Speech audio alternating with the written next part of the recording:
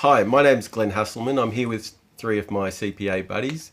I've got Lisa Gill to my left, Andrew North to my right, and Will Campham to my far left.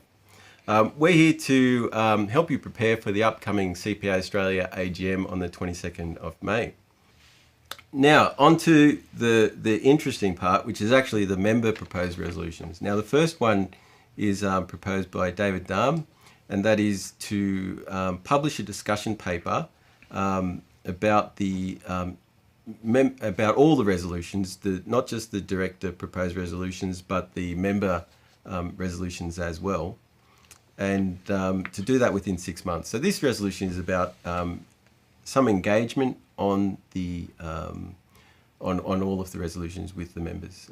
I'll just ask Will to comment on that one.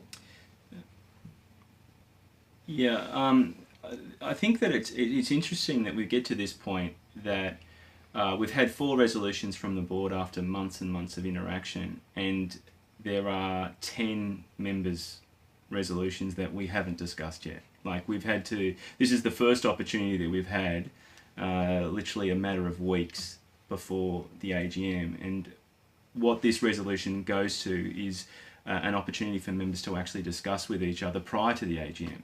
And one of the biggest concerns that I have about this is that it on the face of it, it is essentially asking for openness, transparency, and essentially accountability. They're 3 very basic things, and yet the board has unanimously opposed this prior to us even having the debate. This is the first time I've actually discussed this, knowing what all the members' resolutions are. So up until this point, we have a situation where the 10 out of the 14 resolutions have never been discussed by members, and yet the board are unanimously against it.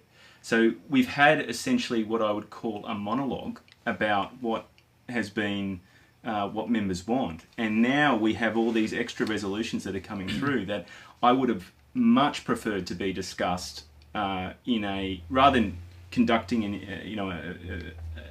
an event like this in order to record it, done by CPA with all of their resources in order to share that information. It's not too hard to hold a webinar. It's not too hard to get members together to give them an opportunity to speak. And from what I can understand from reading the board's issues with this resolution is that they have suggested that it is on the basis of cost and duplication. Now, from my perspective, holding a webinar is, I would like to know how much their cost is for that, if first of all. And second of all, in terms of duplication, how can we be duplicating something we've never done before? Correct. Right? We have a situation where we've had to throw this together right now in order to get an opportunity to cover off these issues. And that, for me, in terms of getting access to In the Black, which is a sunk cost from this perspective, we could basically publish out to all the members, and it wouldn't cost a single thing further. And that, to me, is and having that discussion would have been ideal. So it concerns me that this was not done prior to now, and that we've had to do this. And basically, that is why I would be recommending that anybody who is for openness, transparency, and accountability and wants to have discussions with members to take that Yeah. And I'd just like to add to that, Will, that the interesting thing about this resolution is the preparation of a discussion paper about topics selected by members.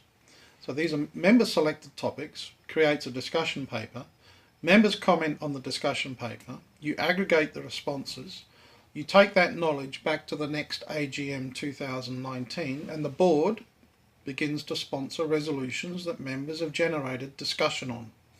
This is the ultimate form of engagement, rather than gobbledygook that we get about engagement and activation of members. We don't need that. We need real member discussion, real issues, bring those to resolution level, and members can then vote. Well, look, I think that's well said, and the thing here is that this wouldn't have hurt anyone. This resolution doesn't hurt anyone to have some discussion, and the board has said that they they want to engage with members. And this is just an opportunity to do that. And I think you can hear basically how disappointed people are that they couldn't even find it in themselves to support this resolution. And I think it's important to note that this is the very first tangible example the board has to show that they're listening and they're engaged with members. And the very first opportunity they have, as Andrew said, is a lost opportunity. And the very first thing they've said is that they are not supporting any member resolutions. So straight off the bat, the very first tangible example they have, and they've stated quite clearly in black and white, bold and capitals, that they are against any member resolution. Yep. So interesting. It's probably a lot easier to say you want to engage, but when you put it on paper, it's not so easy. The other thing to do is that we had very short amount of time to put this resolution together, because we were under the impression for a considerable amount of time that this would be forthcoming, and so effectively the fact that we've got this up and it's actually being recognised is something to be said. So look, I'd just add to that Will. I think it's not about the exact wording of the resolution. It's about the spirit of the resolution, that a member can raise a line item for discussion, have a discussion paper published to members, is immediately step forward. At the moment, we've got secret squirrel issues which we're not allowed to talk about, will not be published in the black, will not be sent out and confirmed as an open issue being referred to board level for discussion.